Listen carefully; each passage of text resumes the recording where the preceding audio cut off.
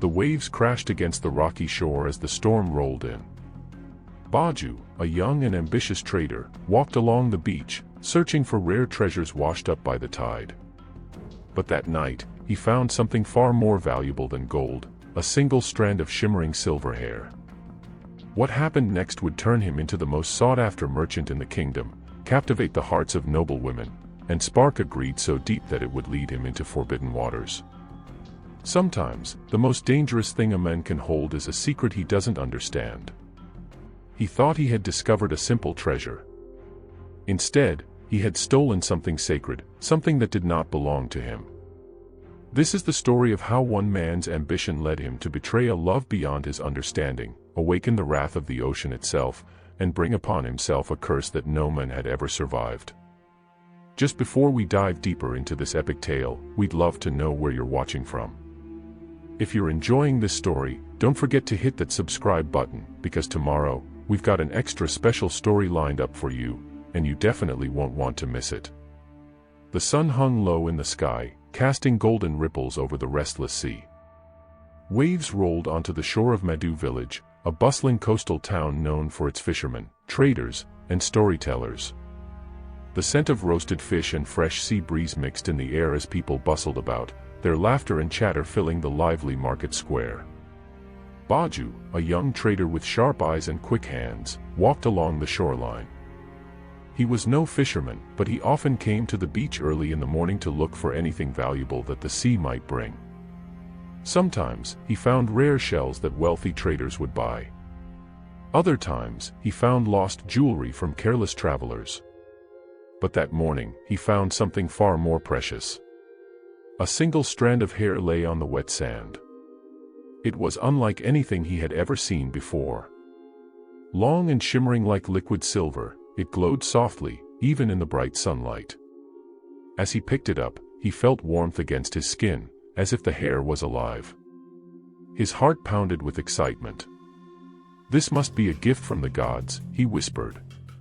"Or maybe, magic." Little did he know, that single strand of hair would change his life forever. Baju rushed back to the market, weaving through the crowds until he reached his small wooden stall. He had always been skilled with his hands, crafting simple jewelry and trinkets from seashells and beads. But as he held the glowing strand of hair, an idea sparked in his mind. He went to the old weaver, Nana Abiba, who made wigs for the noble women of the kingdom. "Mother Abiba," he said, "I have something special.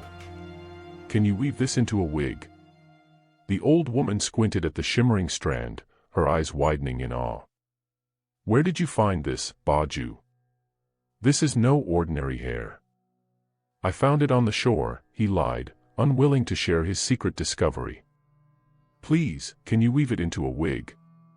Nana Abiba hesitated but nodded. "This hair is strange, but I will do my best." By the next morning, the wig was ready. It was the most beautiful thing anyone had ever seen. When the first maiden in the market tried it on, her dull hair transformed into long, flowing waves of silver, making her look like a goddess. Word spread quickly. Every girl in the village wanted one. Even the queen's messengers came, offering gold in exchange for just one wig. Baju knew he had stumbled upon a fortune. But one wig would not be enough. He needed more of this magical hair. And so, greed whispered in his ear. "Find more," it urged. "Find where it came from." He listened. That night, under the light of a crescent moon, Baju walked to the farthest edge of the shore. The elders always warned people not to go beyond the black rocks. They called it the Forbidden Waters, a place of spirits, mermaids, and danger. But Baju was not afraid. He waded into the water, his heart racing. The sea was calm, the waves lapping gently at his legs.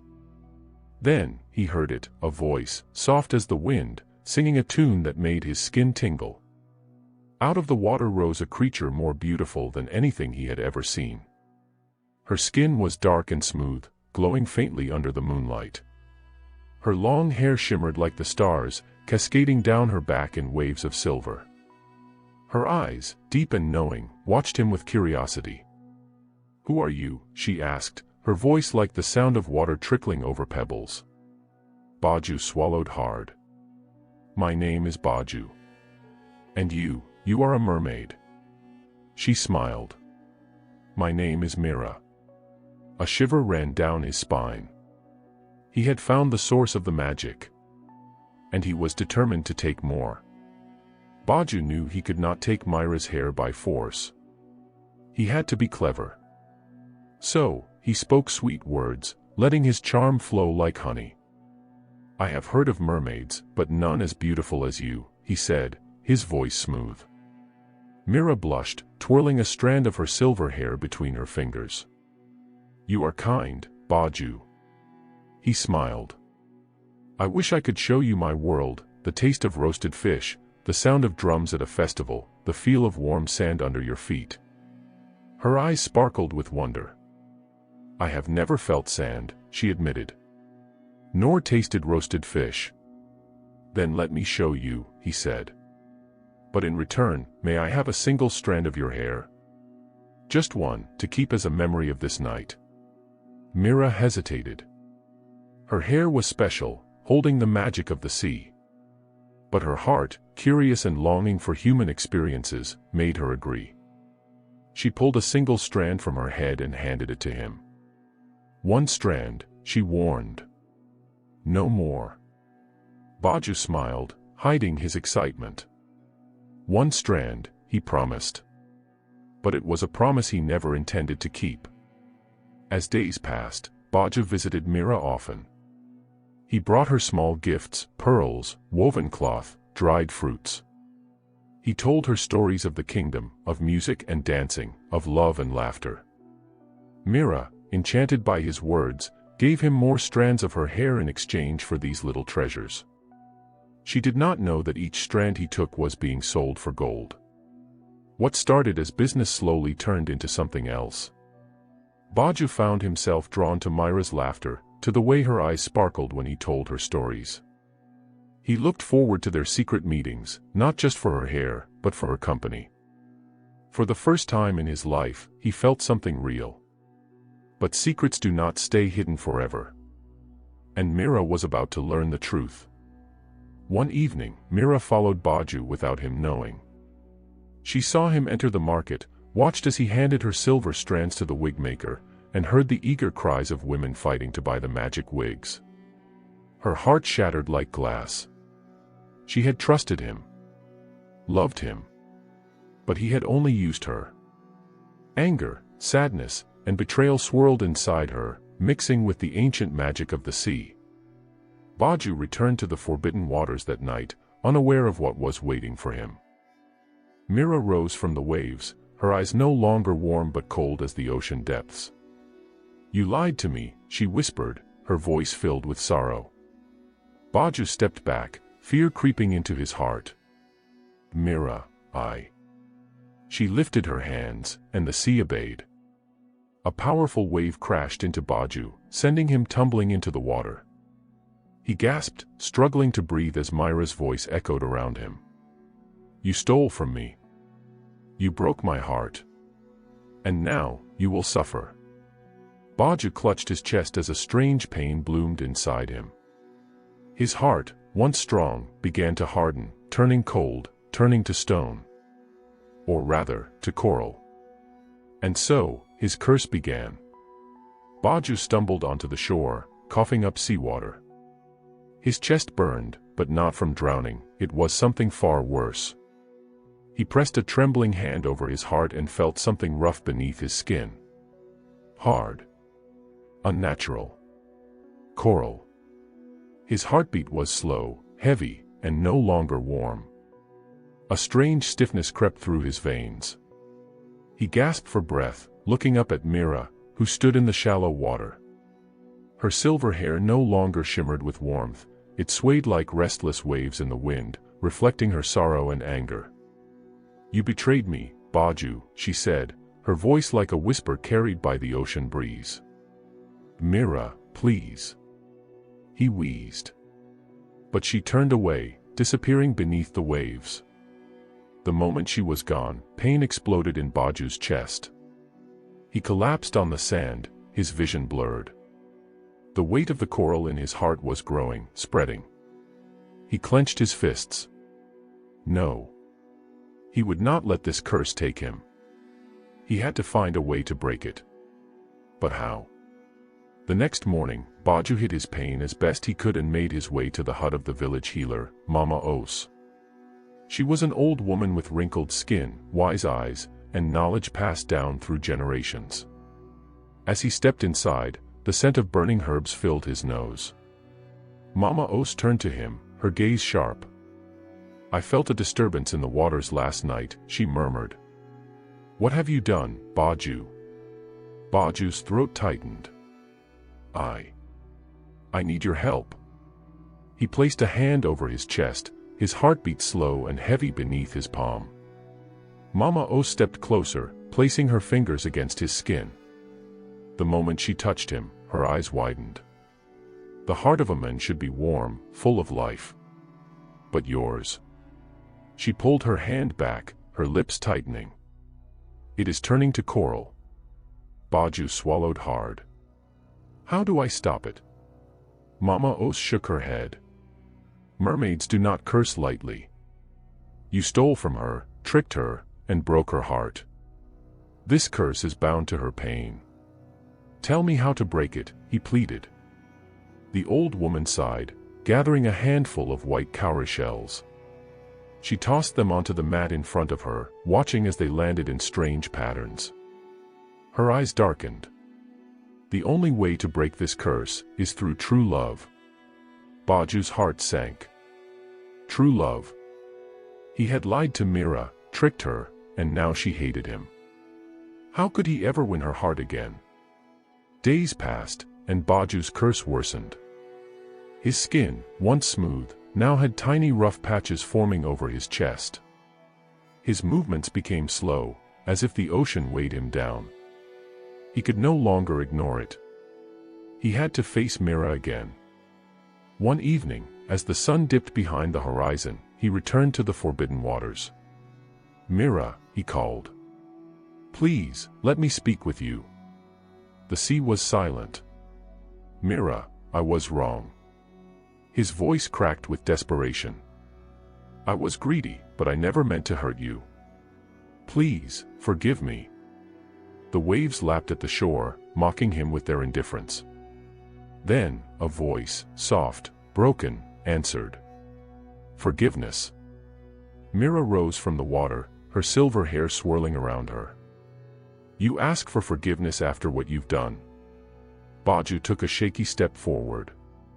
"I need your help, Mera. My heart, it is turning to coral." Myra's eyes flickered with pain, but her expression remained cold. "That is what you deserve. Please," he begged. "Tell me what I must do." She hesitated, her lips pressing into a thin line. Then, she whispered, "Prove that your heart is still human." And with that, she vanished beneath the waves once more. Baju spent the next few days thinking about Myra's words. How could he prove his heart was still human? Then he remembered Mama Osa's warning, true love was the key. But love could not be bought or stolen. He had to earn it. And so, he made a decision. He stopped selling the wigs. He returned the gold he had earned. He even warned the village maidens about the magic in the hair, telling them it did not belong to humans. It was difficult, his greed whispered to him, reminding him of the wealth he had once held. But he ignored it. Instead, he focused on one thing, Mera. Each evening, he returned to the forbidden waters. He did not ask for her hair. He did not beg her for a cure. Instead, he spoke of his life, his regrets, his dreams. He brought her things not for trade, but as gifts, flowers from the hills, a carved wooden fish, a song he had learned as a child. Mera watched him with wary eyes, listening but never speaking. Yet, she did not leave. And slowly, something in her heart began to shift. But would it be enough? One night, As Baju sat by the forbidden waters, Mera finally spoke. "You think simple gifts and pretty words will undo what you've done?" she asked, her silver eyes glowing under the moonlight. Baju shook his head. "No, Mera. I know words are not enough. But I want to understand you. To truly know you." Mera's gaze softened, but she quickly turned away. "You humans, you take and take. The sea does not forget, Baju. Nor does it forgive easily." A low rumble echoed from the ocean depths, as if the sea itself agreed. Baju shivered. "Then what must I do?" he asked. Mera studied him for a long moment. Then, she raised her hand, and the water shifted, parting slightly. "You wish to prove your heart is human," she said. "Then follow me." Without waiting, she dove beneath the waves. Baju hesitated only for a moment before plunging into the sea after her. The water was colder than Baju expected. It wrapped around him, pulling at his limbs, threatening to drag him down. He could barely see as he followed Mera's glowing figure deeper into the sea. The deeper they went, the more the ocean changed. Strange fish with glowing eyes darted past. The coral below shimmered with colors he had never seen before. But his breath was running out. Mera turned to him, watching as he struggled. She hesitated, then reached out and touched his forehead. Immediately, a bubble of air surrounded him. He gasped, breathing easily. "How?" "You are in my world now," she said simply. They swam until they reached a vast underwater cavern. Inside, golden pearls lined the walls, and in the center stood a great stone statue of a mermaid with her hands outstretched. "This is the shrine of the first mermaid," Mera said. "She was the first of my kind, and her magic still lingers here." Baju looked around, awestruck. "You wish to break your curse?" Mera continued. "Then you must pass the sea's test." A deep, ancient voice rumbled through the cavern. "Only a heart that is true may enter." Baju's chest tightened. He stepped forward, but pain shot through him. The coral in his heart burned. He gritted his teeth. "I can do this." Mera watched him closely. "Are you sure?" Baju nodded. "I must." The cavern began to glow, and the test began. The shrine's glow surrounded Baju, and suddenly, he was no longer underwater. He stood in a grand marketplace, richer than any he had ever seen. Gold and jewels lined the streets. Traders called out, offering riches beyond imagination. And in the center of it all stood a pile of shimmering mermaid hair. A voice whispered in his ear. "Take it, Baju. With this, you will be the wealthiest man in the kingdom." His fingers twitched. The temptation was strong. But then he thought of Mera. Of the pain he had caused. Slowly, he stepped back. "No," he whispered. "I don't want it." The marketplace faded. And he was back in the cavern. Mera stared at him in shock. "You resisted." Baju took a shaky breath. "I am not the man I once was." The ancient voice spoke again. "You have passed the first trial." But the test was not over. A ripple passed through the cavern, and Baju was transported once more. This time, he stood before a mirror. But instead of his reflection, he saw Mera. She looked at him with love in her eyes, just as she had when they first met. "Tell her what she wants to hear," the voice whispered. "Make her believe in you again." Baju clenched his fists.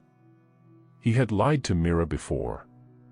He had stolen from her, broken her heart. If he lied again, he would be no different from the men who had betrayed her. Taking a deep breath, he spoke. "Mera, I do not deserve your love. I hurt you, and I cannot undo the past. But I will spend the rest of my days proving that I am no longer that man." The mirror shattered. And once again, he stood in the cavern. Mera's eyes shimmered with something he could not name. The voice spoke once more. You have passed the second trial. One more remained. The cavern trembled as the last trial began. This time, Baju saw himself. But it was not his reflection. It was a vision of his future. He saw himself standing on a throne, crowned with gold. Women surrounded him, all wearing wigs of shimmering mermaid hair. He was powerful, worshipped, feared. And yet, his heart was stone, cold, lifeless. The voice spoke. This is the man you were meant to become. Will you choose this path? Baju felt a shudder run through him. Once, he would have given anything for that future. But now, I reject it, he said firmly. I do not want power. I do not want wealth. I only want to fix what I have broken. The vision vanished. And the cavern fell silent. Then, warmth spread through Baju's chest. The coral that had hardened his heart began to crack, break, and then disappear. Baju gasped, clutching his chest. His heartbeat, warm and strong, returned. The curse was broken. Slowly, he turned to Mera. She was watching him with tears in her eyes. You did it, she whispered. Baju took a step forward. Mera, will you ever forgive me? Mera hesitated. Then, she reached out, placing her hand over his heart. I already have, she said softly. And for the first time since their betrayal, she smiled. Baju's chest rose and fell as he felt the warmth of his heartbeat return. The curse was lifted, but he was not the same man who had once stolen from Mera. Mera still had her hand over his heart. You are free, she whispered. Baju met her eyes, searching for something, anger, regret, relief. But there was only quiet understanding. Come, she said. With a flick of her wrist, the water shifted, pushing them both toward the surface. Baju followed her, gliding through the water with ease, his body feeling lighter than it had in weeks. When they reached the shore, he stepped onto the sand, turning back to Mera. Will I see you again? He asked. Mera hesitated, then nodded. But only if you call for me with a true heart. Then, without another word, she disappeared beneath the waves. Baju stood there, the wind whipping around him, the weight of the past lifting from his shoulders. For the first time in a long while, he felt whole. But as he turned to face the village, he knew his challenges were far from over. The moment Baju stepped back into the village, whispers spread like wildfire. Baju has returned. Where has he been? Did you hear? The queen has been searching for him. Baju's stomach tightened. He had spent weeks away, and in that time, his business had crumbled. The villagers, once desperate for his wigs, had begun to grow suspicious of their strange power. And worst of all, the queen was waiting. As he made his way to the marketplace, a royal messenger intercepted him. You are summoned to the palace, the man said. At once. Baju swallowed hard. There was no escaping this. He had wronged Mera. But now, he had to face the consequences of deceiving the kingdom itself. The palace was grand, its walls lined with gold and deep red tapestries. Baju knelt before the queen, his heart hammering. She was a regal woman, her dark skin glowing beneath the torchlight, her eyes sharp as a hawk's. Traitor Baju, she said, her voice like steel. You vanished without a trace. Your wigs were the finest in the kingdom, but then rumors began to spread. Some say your wigs held magic. Others say they were cursed. Tell me, where did they come from? Baju hesitated. If he told the truth, would the queen punish him? Would she demand more of Mera's hair? He took a deep breath. I was wrong, Your Majesty, he said. The wigs came from a place they never should have. I stole something that was not mine to take. I have destroyed them all, and I will never trade in such things again. A heavy silence filled the room. The queen studied him, her fingers tapping against the armrest of her throne. "You expect me to believe that a mere traitor turned away from wealth and power so easily?" she asked. Baju clenched his fists. "Because I have learned the price of greed." The queen stared at him for a long moment. Then, she lifted her hand. "You are forbidden from trading in my kingdom again," she declared. "Your wealth will be stripped. Let this be a lesson in humility." Baju bowed his head. He had lost everything. But somehow, he felt lighter than ever before. Baju returned to his small hut by the shore. The luxurious house he had once dreamed of was gone, his riches taken away. But he did not despair. Instead, he built a new life for himself. He helped the fishermen mend their nets. He worked in the marketplace, selling simple goods. He earned his keep honestly. And every evening, he stood by the shore, watching the waves, hoping Mera would return.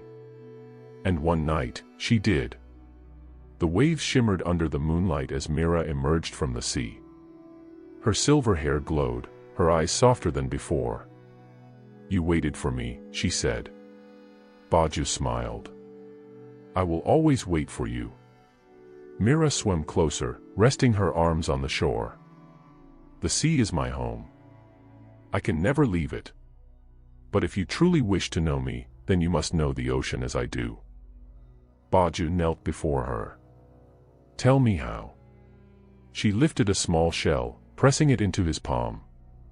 "Come to the water, call my name, and the sea will answer." Baju felt his heart swell. "I do not deserve your forgiveness," he said. Mera smiled. "And yet, you have it." As the waves lapped at his feet, Baju knew that his journey was far from over. The ocean had more lessons to teach.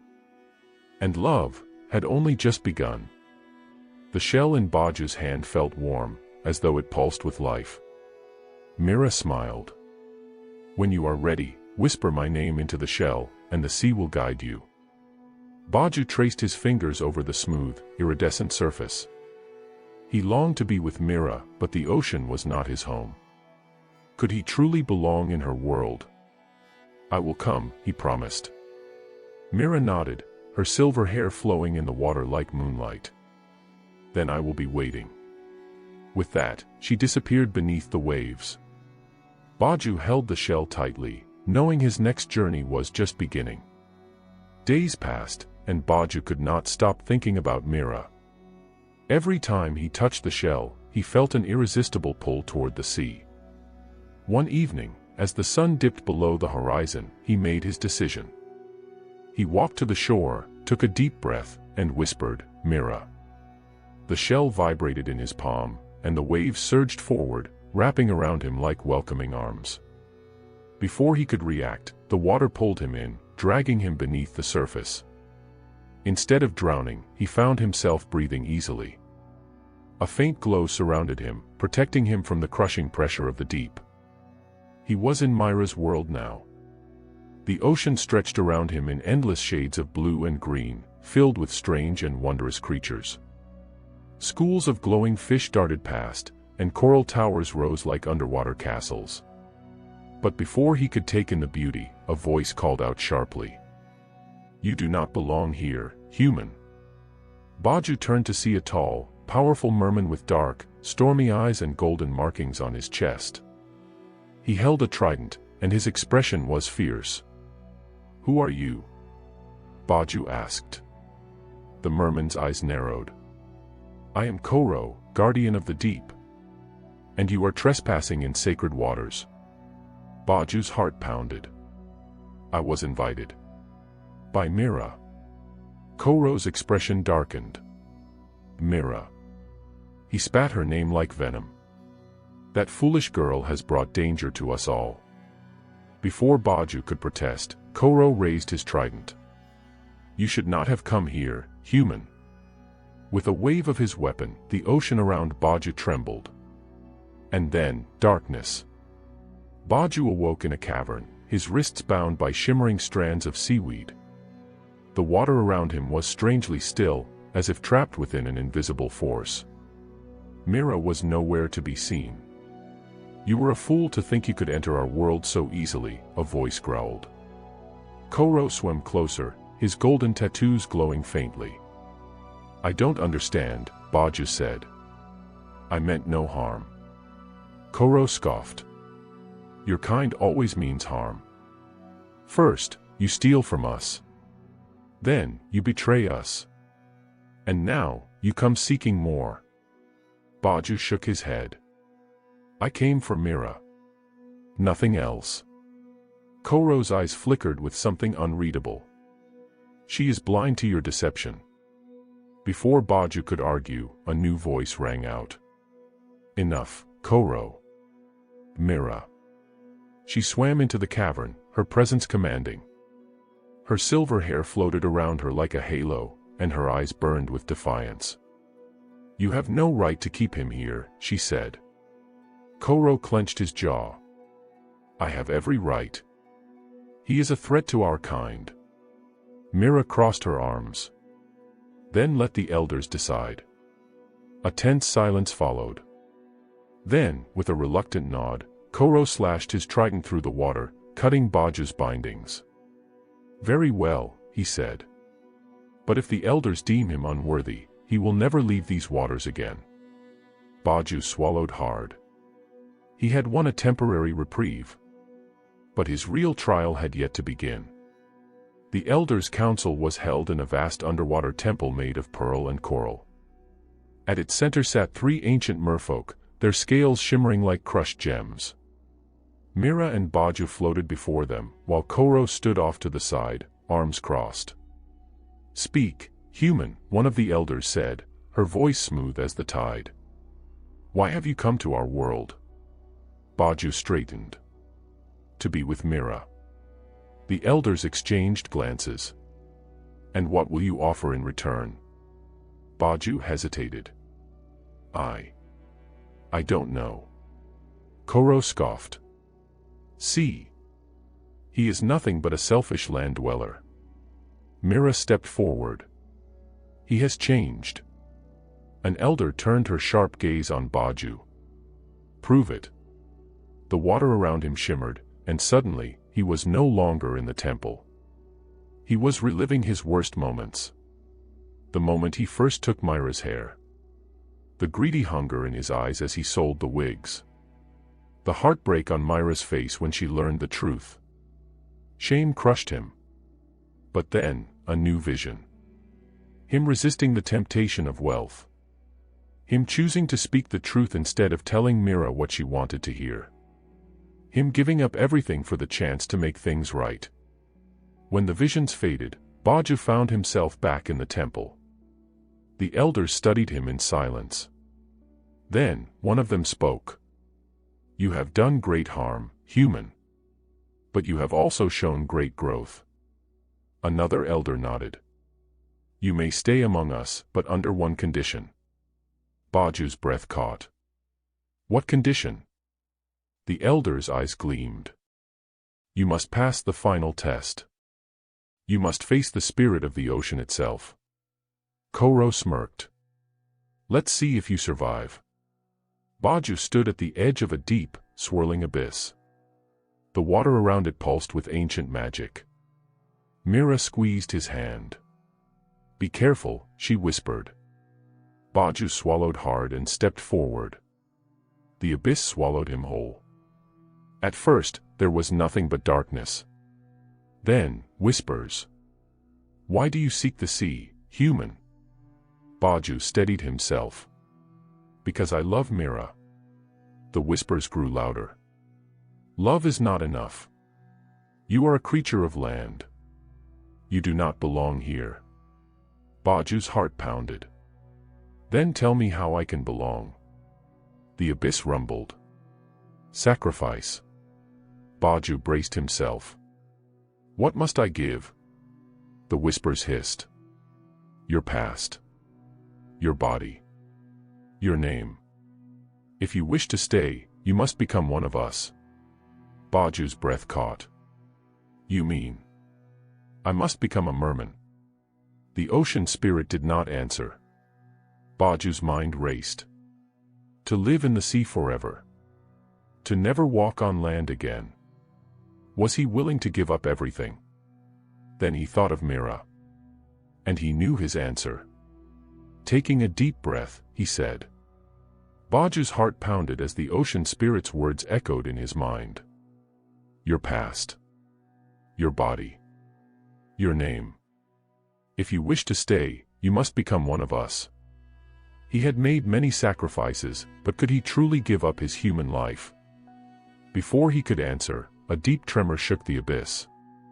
The water around him churned violently, and the whispers of the ocean spirit grew distorted. No, not now. Baju's pulse quickened. What's happening? Then, from the darkness, a massive shadow emerged. A creature unlike anything he had ever seen, twisting tendrils of kelp-like hair, eyes as vast as the moon, and a body that shifted like the currents.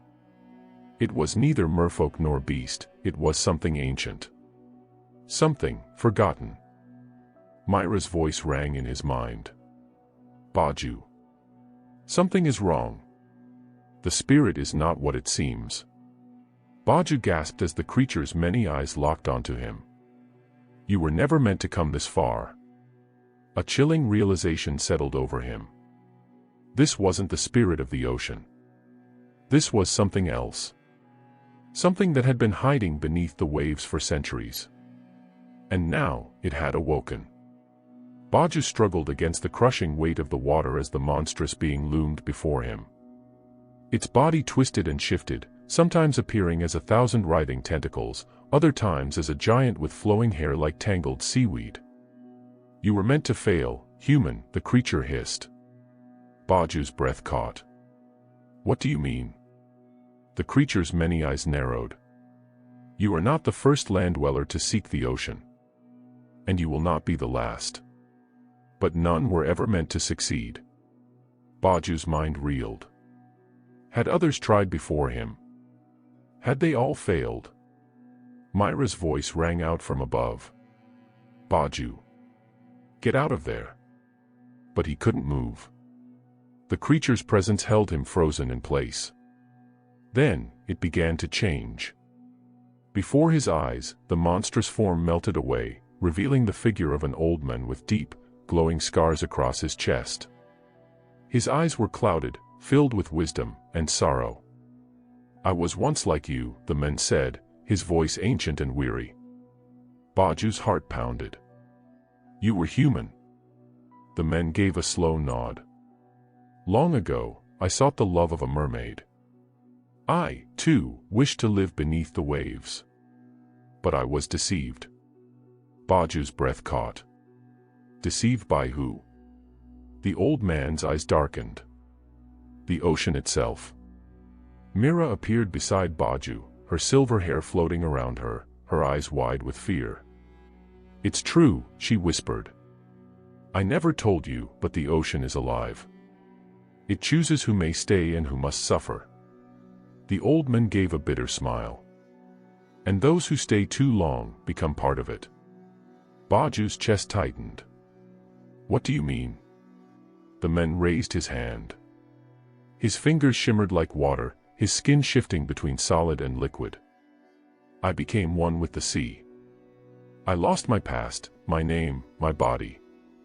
And in time, I forgot who I was. Baju's stomach churned. Was this what the ocean spirit had meant? Was this the sacrifice? Not just losing his human body, but losing himself. Mera turned to him, panic in her eyes. Baju, you don't have to do this. The old man shook his head. It's too late. He has already been chosen.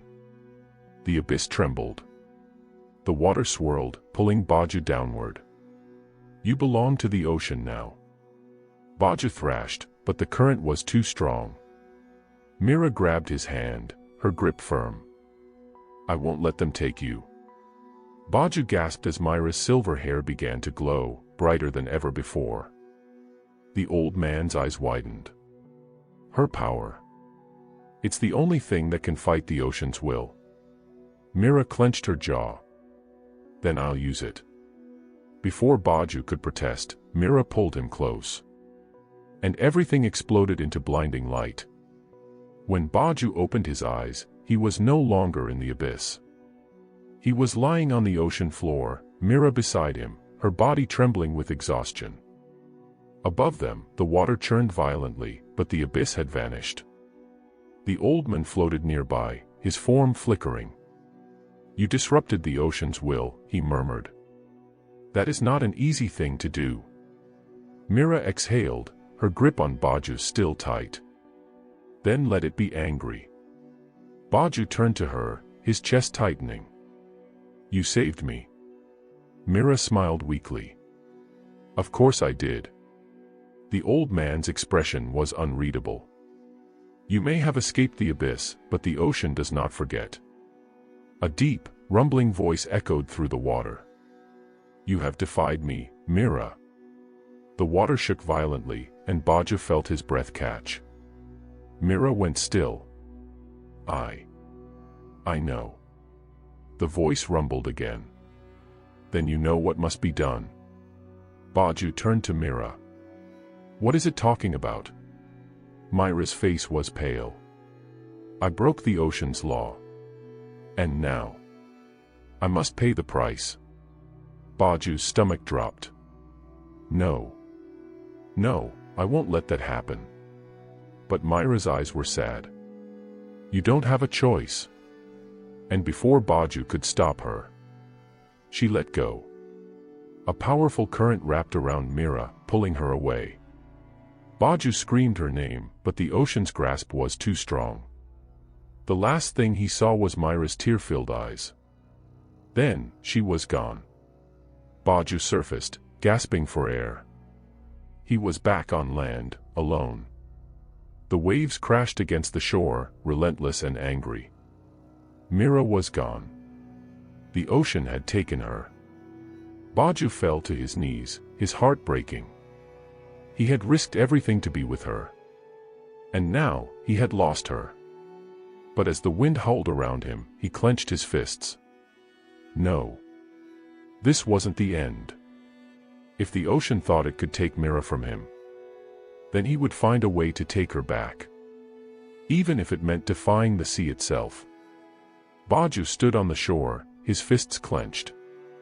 The ocean stretched before him, endless and unforgiving. It had taken Mera. But he would not let it win. He turned back to the village, his mind racing. If he was going to save Mera, he needed a plan. He needed to find someone who knew the secrets of the ocean. And he knew exactly where to start. The old woman who lived at the edge of the village, Mama Sua. She was the oldest person in the village, her wrinkled face marked by time. Some said she was a witch. Others whispered that she had once been a mermaid herself. If anyone knew how to fight the ocean, it was her. Baju wasted no time.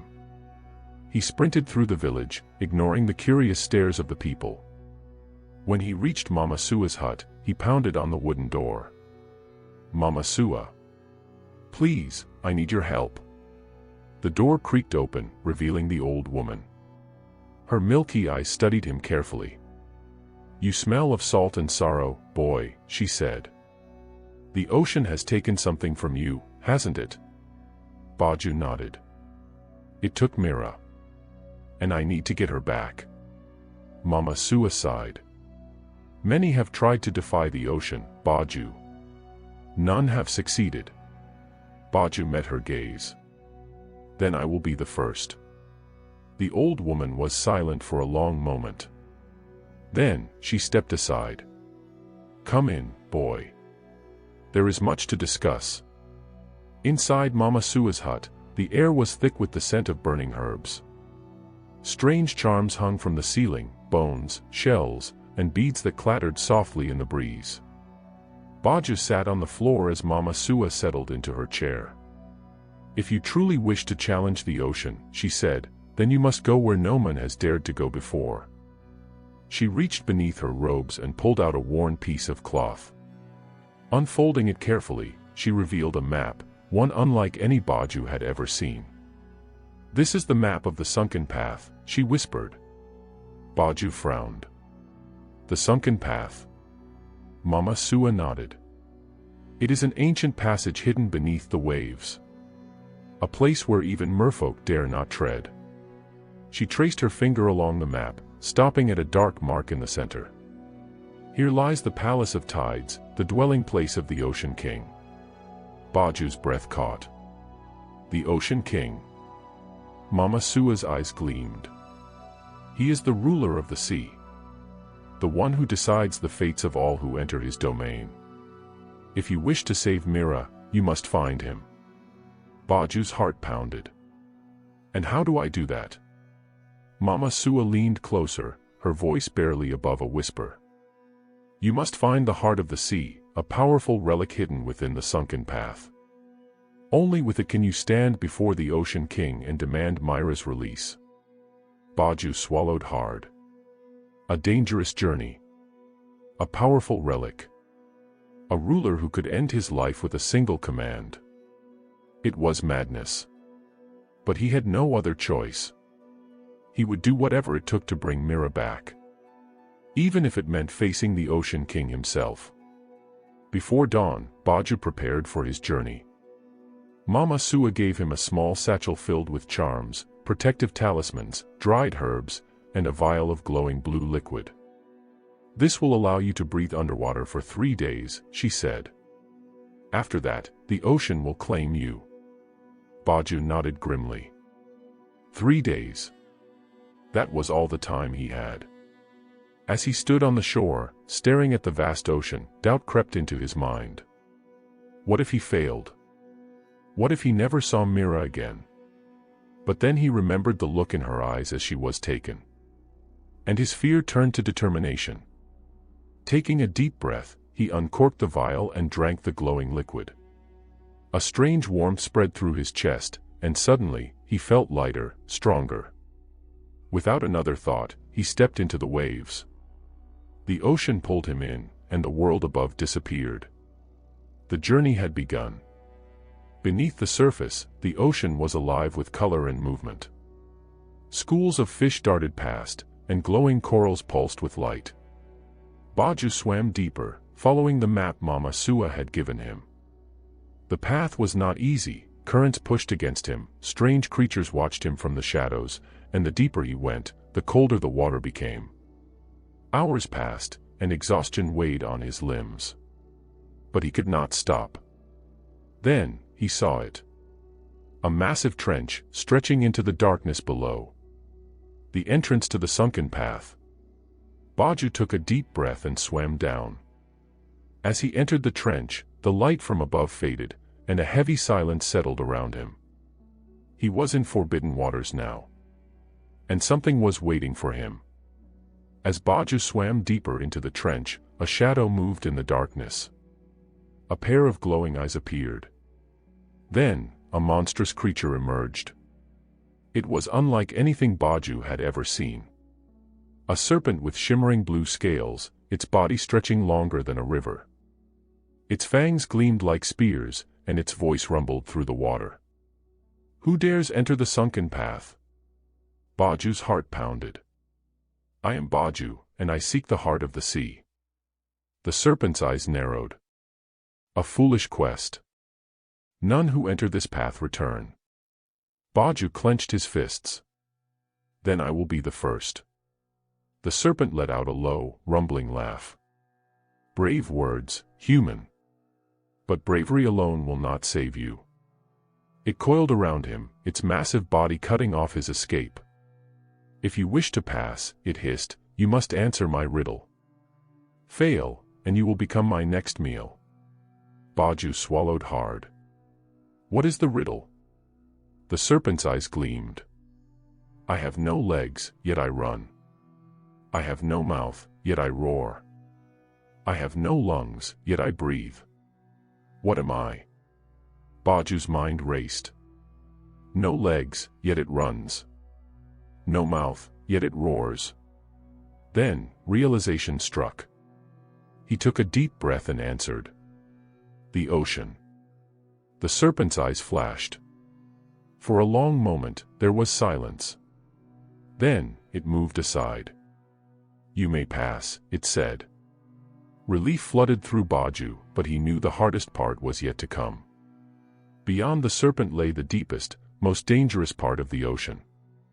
And at the end of the path, the palace of tides awaited. Baju swam forward, his heart set on one thing. Mera. Baju swam through the sunken path, his muscles aching from the effort. The water grew darker, and the silence around him felt heavy. He knew he was getting close to the Ocean King's domain. But he wasn't alone. Somewhere in the shadows, something was watching him. A flicker of movement. A glint of silver. Then, a voice. You should not be here, human. Baju spun around, his heart pounding. From the darkness, a figure emerged. It was a man, or at least, he looked like one. His skin shimmered like pearls, his long, tangled dreadlocks floated around him like seaweed, and his eyes glowed an eerie green. He was dressed in tattered warrior's armor, rusted and ancient, as if he had been in the ocean for centuries. Baju tensed. Who are you? The man smiled faintly. I am Kaino, the lost warrior. Baju frowned. Lost. Kaino nodded, his expression darkening. Long ago, I was a prince. A warrior of the land. But I sought the Ocean King's power, and I failed. Baju's stomach twisted. What happened? Kaino's eyes gleamed. I was cursed. My people think I am dead. But I am trapped here, bound to these waters, unable to return to the land or reach the Ocean King's palace. Baju swallowed hard. Was this his fate if he failed? Kaino stepped closer. But you are different. I have been watching you, Baju. You are strong, and your heart is full of fire. Baju clenched his fists. I'm going to save Mera. No matter what it takes. Kaino studied him for a long moment. Then, he smiled. Then perhaps, you are the one I have been waiting for. Baju blinked. What do you mean? Kaino's expression turned serious. I know a secret way into the Palace of Tides. Baju's breath caught. You do? Kaino nodded. But it is dangerous. And once we enter, there will be no turning back. Baju's determination burned even stronger. Then show me the way. Kaino grinned. Very well, human. Let us defy the ocean together. With that, the lost warrior turned, swimming deeper into the darkness. And Baju followed. Not knowing that the greatest danger was still ahead. Kaino led Baju through a hidden tunnel, winding through jagged rocks and glowing coral. The water here was strange, thicker, heavier, as if the ocean itself was watching them. As they swam, Kaino spoke. The Ocean King is not just a ruler. He is a god. He sees all. He knows all.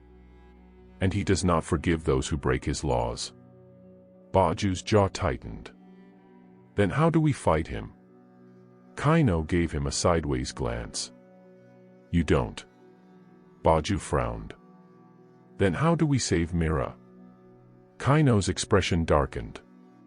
There is only one way. You must outsmart him. Baju's heart pounded.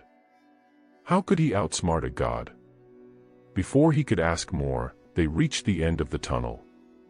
Ahead, the water opened into a vast underwater cavern. In the distance, Baju saw it. The Palace of Tides.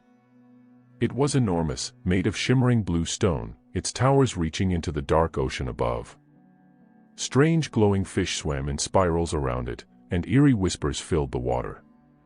Kaino placed a hand on Baju's shoulder. This is where our real test begins. Baju took a deep breath. Mera was in there. And he was going to get her back. No matter what. As Baju and Kaino swam closer, the whispers in the water grew louder. He comes, the foolish one, the thief of the mermaid's heart. Baju shivered. It was as if the ocean itself was speaking to him. Kaino frowned. The palace is protected by powerful magic. It can sense your presence. Baju clenched his fists. Then we need to move fast. They reached the gates, massive doors made of black pearl, guarded by 2 sea wraiths. Their bodies were made of swirling water, their eyes glowing like deep-sea lanterns. Kaino pulled Baju behind a coral formation. "Let me handle this." Before Baju could stop him, Kaino swam forward. The wraiths hissed. "You do not belong here, lost one." Kaino smirked. "And yet, here I am." The wraiths raised their watery weapons. "Leave. Or be destroyed." Kaino held up his hands. "I bring a gift for the Ocean King." The wraiths hesitated. "A gift?" Kaino grinned and gestured toward Baju. "This one. A human who has defied the ocean's will. Surely the Ocean King would want to see him." Baju's eyes widened. "Wait, what?" Before he could protest, the wraiths grabbed him. Cold water wrapped around his arms like chains. One wraith turned to Kaino. "Follow." Kaino gave Baju a quick wink. And just like that, they were dragged into the palace. Straight to the Ocean King himself. The throne room was unlike anything Baju had ever seen. Massive pillars of coral stretched toward the ceiling, glowing jellyfish drifted lazily in the water, and the floor was made of swirling currents. And at the center of it all, the Ocean King. He was enormous, his body shifting between solid and water. His hair flowed like seaweed, his eyes glowed like the deep abyss, and his voice rumbled like a storm. "You dare enter my domain, thief?" Baju swallowed hard.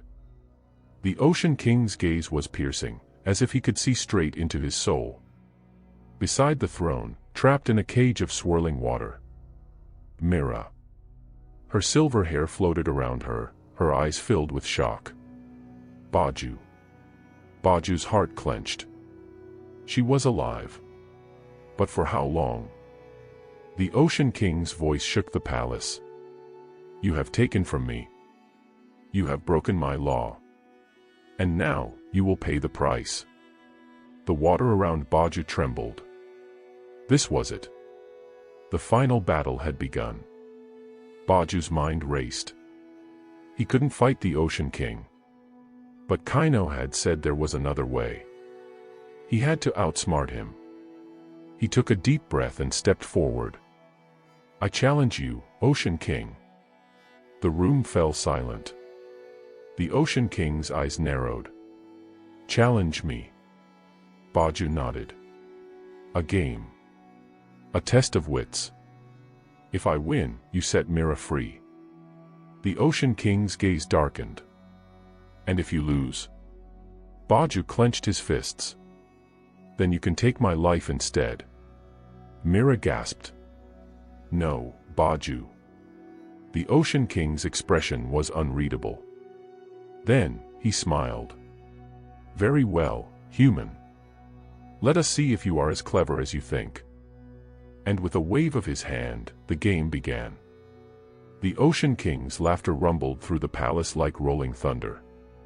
"You are bold, human. Very well. We shall play." Baju's heart pounded as the Ocean King raised his hand. The water in the throne room shimmered, swirling into a perfect circle between them. "This is the game of the abyss," the Ocean King declared. "A test of wit and wisdom, played only by the gods of the deep." Baju swallowed hard. This was no simple game. It was a trap. "The rules are simple," the Ocean King continued. "We shall each take turns placing a stone upon this circle. Whoever places the final stone wins." Baju frowned. "That's it." It sounded too easy. "But be warned," the Ocean King added, his eyes glinting. "If you place a stone and cannot win, you forfeit your soul to the sea."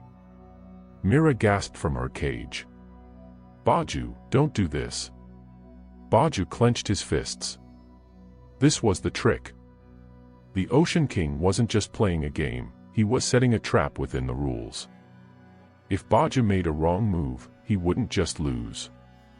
He would never leave the ocean again. The Ocean King waved his hand, and two stones appeared, one black as the abyss, the other glowing like a pearl. Choose your stone, human. Baju studied them carefully. I'll take the pearl. The Ocean King smirked. Then I will begin. He placed a black stone on the circle. The water rippled. Baju's turn. He carefully placed his pearl stone beside it. The Ocean King placed another. Back and forth, they played. The game was deceptively simple, but Baju quickly realized something was wrong. The Ocean King was guiding the game, forcing Baju's moves into a pattern. A pattern that led only to defeat. You see now, human, the Ocean King said, his voice like crashing waves. You are already lost. Baju's stomach tightened. The way the stones were placed, he was running out of options. One wrong move, and he would be trapped forever. He had to think. There had to be a way out. Baju stared at the circle, his mind racing. Then, he saw it. A gap in the pattern. A single move that wasn't supposed to exist. The Ocean King had been controlling the game, forcing Baju toward a loss. But in doing so, he had left one weakness. A loophole. Baju took a deep breath. Then, he picked up a stone. But instead of placing it on the circle, he dropped it outside the ring. Mera gasped. Baju. What are you doing? The Ocean King's eyes widened. You fool. You. Then, he stopped. His expression darkened. He had realized the truth. Baju smirked. You never said I had to place my stone inside the circle. Silence.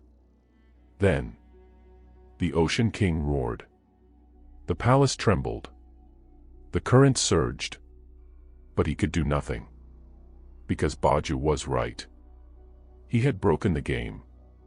And he had won. The Ocean King's fury shook the entire throne room. You dare defy me, mortal? Baju stood firm. You made the rules. I just followed them. The Ocean King's eyes blazed like underwater fire. But, he could not deny the truth. A god of the sea could not break his own word. Slowly, the storm in his gaze faded. Very well, human. You have won. With a flick of his wrist, the water cage around Mera shattered. She swam toward Baju, throwing her arms around him. I knew you could do it. But the Ocean King wasn't finished. You have claimed victory, Baju.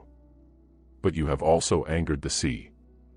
The waters around them darkened. Leave now. Before I change my mind. Baju didn't hesitate. Grabbing Mera's hand, he turned to Kaino. But the lost warrior only smiled. Go, human. This is your journey. Mine is not yet over. Baju's chest tightened, but he nodded. Then, he and Mera swam toward the surface, the ocean roaring behind them. They had won. But the sea never forgets. Baju and Mera burst from the water, gasping for air. The sky was dark, storm clouds rolling in. Mera clung to Baju. We made it. But something was wrong. The ocean was rising. Waves crashed violently against the shore. Baju's heart pounded. The Ocean King isn't letting us go that easily. Mera's eyes filled with fear. We have to warn the village. Baju grabbed her hand, running toward the town. But as he did, he heard the voice of the sea whisper in his mind. You have won the game, Baju, but the ocean always takes its due. And in that moment, Baju knew. Their troubles were far from over. Baju and Mera ran through the darkened streets of the coastal village, their feet splashing through puddles as the wind howled like an angry spirit. The sky above them rumbled with fury. The ocean's waves crashed violently against the shore, creeping further inland with every surge. Villagers ran from their homes, shouting in panic. The sea is rising. The gods are angry. Baju's chest tightened. He had won the Ocean King's game, but now, his entire village was at risk. Mera gripped his arm, her silver hair whipping wildly in the wind. Baju, what do we do? Baju looked around, searching for a solution. And then, he saw him. The village elder, Baba Kobi, standing at the highest point of the town, his walking staff planted firmly in the ground. His wrinkled face was calm, but his eyes burned with knowledge. Baju grabbed Mera's hand. Come on. They raced up the hill to where the elder stood. Baba Kobi. Baju gasped. The ocean, it's coming for us. The old man didn't look surprised. Instead, he let out a heavy sigh. You have angered the deep, haven't you, Baju? Baju lowered his head. I had no choice. I had to save Mera. Baba Kobi studied them for a long moment. Then, he nodded. There is only one way to stop this storm. Baju's heart pounded. Tell me. The elder pointed toward the sea. You must return what was taken. Baju's stomach twisted. Return what was taken, he echoed. Baba Kobi nodded. The Ocean King does not care about the game. He cares about balance. You took from him, and now, the ocean demands payment. Mera's grip on Baju's arm tightened. No. He won the game. That should be enough. The elder shook his head. A god's pride is not so easily soothed. Baju swallowed hard. He had known the Ocean King wouldn't forgive him so easily, but he hadn't expected this. Then what do we do? He asked desperately. How do we make things right? Baba Kobi's gaze darkened.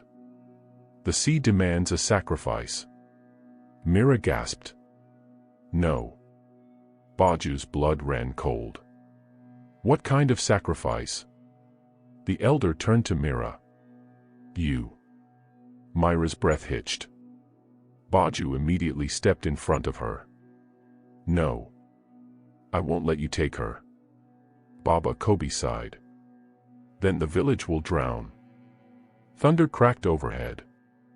The waves surged closer, swallowing the first row of houses. People screamed.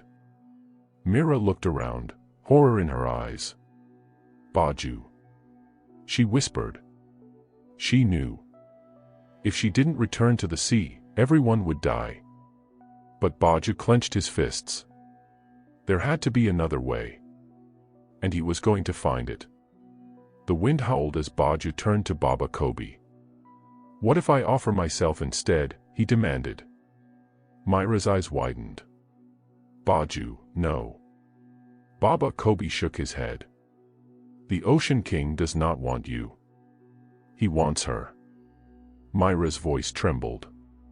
Then. I'll go. Baju grabbed her hands. Mera, no. We just got you back.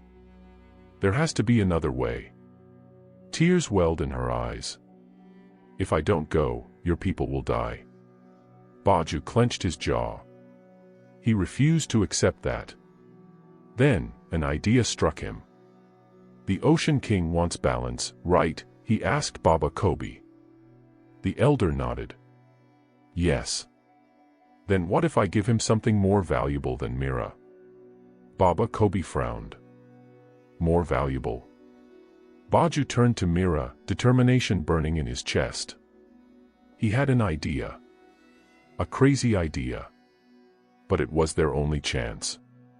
He took a deep breath. Then, he called out to the ocean. Ocean King, his voice rang through the storm. I have an offer. The waves froze. Lightning cracked across the sky. And then, a deep voice rumbled from the sea. You dare bargain with me again, mortal? Baju stepped forward, heart pounding. "Yes," he said firmly. "I do." The ocean shook. "Speak, then. But choose your words wisely." Baju took a deep breath. And then, he made his final gamble. Baju lifted his chin. "You want balance, Ocean King," he said. "Then let's make a new trade." The waves rumbled. "You have nothing to offer me, thief." Baju's eyes blazed. "You think so?" he challenged. "Then hear me out." The storm quieted slightly. The Ocean King was listening. Baju took Mera's hands. "She is not just a mermaid. She is your daughter, isn't she?" Mera gasped. "What?" The villagers fell silent. Even Baba Kobe looked stunned. The Ocean King didn't respond. But Baju knew he was right. "You kept her in a golden palace," he said. "You didn't kill me when I took her. And when I won your game, you didn't punish her, you only wanted her back." Mera's breath hitched. "Is it true?" The ocean shuddered. Finally, the voice of the Ocean King rumbled through the air. "She is my blood." Mera covered her mouth in shock. Baju swallowed hard. "Then here's my deal." He turned to Mera. "Marry me," he said. Mera's eyes widened. "What?" Baju faced the ocean again. "If I marry Mera, she will belong to both worlds, the ocean and the land. She will be the bridge between them. The balance you seek." The Ocean King was silent. The waves trembled. Finally, he spoke. "You are bold, human, and foolish." Baju held his breath. "But," the Ocean King continued, "perhaps you are right." Mera grabbed Baju's hand, hope shining in her eyes. The Ocean King sighed, his voice softer now. "Very well. If my daughter chooses you, I will accept this union." Baju turned to Mera. Their eyes met. She smiled. "I choose you," she whispered. Baju's heart soared. Lightning flashed. And then, the storm stopped. The ocean calmed. The village was saved. And the Ocean King accepted their love. The waves lapped gently against the shore. The sun broke through the clouds. Mera smiled, squeezing Baju's hand. "You did it." Baju grinned. "We did it." The villagers cheered, their cries of joy ringing through the air. Baba Kobe chuckled. "You are either the luckiest fool I have ever met, or the wisest." Baju laughed. "Maybe a little of both." Mera wrapped her arms around him. The storm was over. The Ocean King had given them his blessing. And now, a new adventure was just beginning.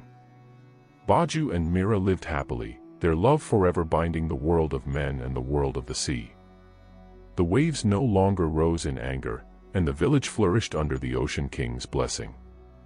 Some say that even now, if you stand by the shore on a quiet night, you might see a glimmering mermaid with flowing silver hair sitting beside a man with a heart as strong as the tides. And if you listen closely, you may hear their laughter, carried by the wind and the waves, forever a part of the land and sea.